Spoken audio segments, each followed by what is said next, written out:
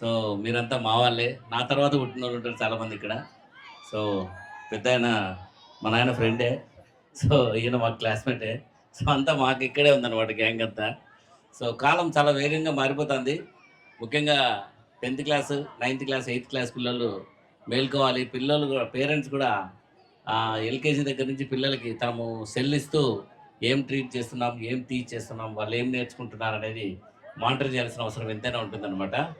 So అద్భుతమైన ఈ college campus ఈ ఊరికి ఒక మంచి వరం అనమాట. సో మంచి టాప్ ర్యాంకింగ్ స్టూడెంట్స్ చాలా ముందుకెళ్తుంది. Congratulations to management. So please continue like this. And ముఖ్యంగా పిల్లలు 8థ్, 9థ్, 10థ్ పిల్లలకే ఈ మెసేజ్ బాగా వర్తిస్తుంది. అండ్ ఆల్సో పేరెంట్స్ సో తమ పిల్లలు ఏం చదువుతున్నారు, ఎక్కడ తప్పుడడుగు చేస్తున్నారు అనేది పేరెంట్స్ చూసుకోవాల్సిన అవసరం ఉంటుంది. పిల్లలు వచ్చేసి ఇప్పుడు 2026, సో 2050కి మన భవిష్యత్ ఏంటి? ఎందుకంటే చాలా వేగంగా పరిణామం చెందుతుంది. ఎడ్యుకేషన్ సిస్టమ్ కావచ్చు, టెక్నాలజీ కావచ్చు, సొసైటీ కావచ్చు, సోషల్ మీడియా కావచ్చు, చాలా వేగంగా చాలా చాలా స్పీడ్గా పరిణామం చెందుతున్నాయి.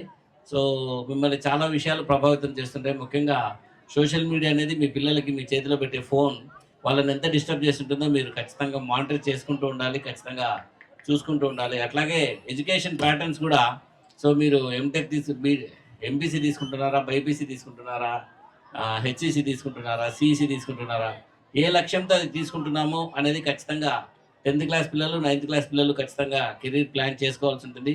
సో స్కూల్ మేనేజ్మెంట్ దీని గురించి అవేర్నెస్ క్లాసెస్ ఖచ్చితంగా తీసుకుంటూ ఉండాలి. సో మీరు ఏ కోర్స్ తీసుకుంటే వాళ్ళ ఫ్యూచర్లో రాబోయే 4-5 ఏళ్లలో ఏం చేంజ్ అవుతుంది అనేది కూడా చెప్పడానికి కావడం లేదు. ఎందుకంటే ఏఐ వచ్చిన తర్వాత, ఆర్టిఫిషియల్ ఇంటెలిజెన్స్ వచ్చిన తర్వాత ఇంతవరకు చదువుతున్న బీటెక్ సిలబస్ వేస్ట్ అనే ఒక మాట వినపడుతుంది. అది చాలా ఇదనమాట, పెద్ద విఘాతమే. అట్లా మెడికల్ ఫీల్డ్లో కూడా ఏఐ అనేది ఇన్వాల్వ్ అవుతుంది, రోబోటిక్ సర్జరీస్ ఇన్వాల్వ్ అవుతున్నాయి. సో ఫ్యూచర్లో డాక్టర్ అయినా కూడా చాలా విపరీతమైన కాంపిటీషన్ ఉంటుంది. అండ్ ఆల్సో విపరీతమైన టెక్నాలజీ వల్ల మనుషులకు పని తగ్గిపోతూ వస్తుంది. 100 మంది చేయగలిగిన పనిని ఒక ఏఐ సిస్టమ్ చేయగలుగుతుంది. ఇట్లాంటివన్నీ కూడా మీ కళ్ళ ముందు ఉన్న ఛాలెంజెస్. సో పేరెంట్స్ మేల్కొంటూ వీటన్నింటి పట్ల మీరు స్టూడెంట్స్కి అవేర్నెస్ తీసుకొస్తే 2040-50కి మీ పిల్లలు ఏ స్థానంలో ఉండాలనేది మీరే నిర్ణయించగలుగుతారు. అదర్వైజ్ పిల్లల ఆటపాటల్లోనూ దీంట్లోనూ అన్నింటిలోనూ ముందుండొచ్చు, బట్ ఎడ్యుకేషన్లో చాలా కంపల్సరీ ముందుండాలి. ముఖ్యంగా ఈ కాలేజీ యాజమాన్యాన్ని కూడా నేను రిక్వెస్ట్ చేసింది ఏంటంటే, రాబోయే టెక్నాలజీ ఏంటి, రాబోయే ఎడ్యుకేషన్ సిస్టమ్స్ ఏంటి, దానికి కావాల్సిన మార్పులు ఏంటి అనేది మీరు కూడా ఇంట్రడ్యూస్ చేసుకోవాలి. సో ఏఐ గురించి కాలేజీలో ఖచ్చితంగా ఇంట్రడ్యూస్ చేయాల్సి ఉంటుంది. ఇప్పుడే మీరు చెప్పాలి, కెరీర్ ఇట్లా డెవలప్ అవుతుందని చెప్పకపోతే వాళ్ళ భవిష్యత్తులో చాలా దారుణంగా డ్యామేజ్ అయ్యేటట్టున్నాయన్నమాట.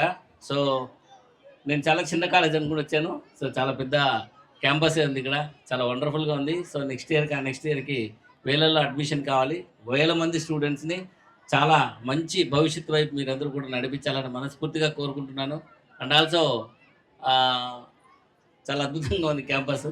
సో అందరికీ ఈ స్కూల్ డే శుభాకాంక్షలు. So keep it up and keep going and please extend your educational activities across the mandal. So ఈ మండలం అంతా కూడా మీ కాలేజ్ మంచి టాప్ అవుతూ పిల్లలకు మంచి భవిష్యత్తు ఇవ్వాలని మనస్ఫూర్తిగా కోరుకుంటున్నాను. Thank you.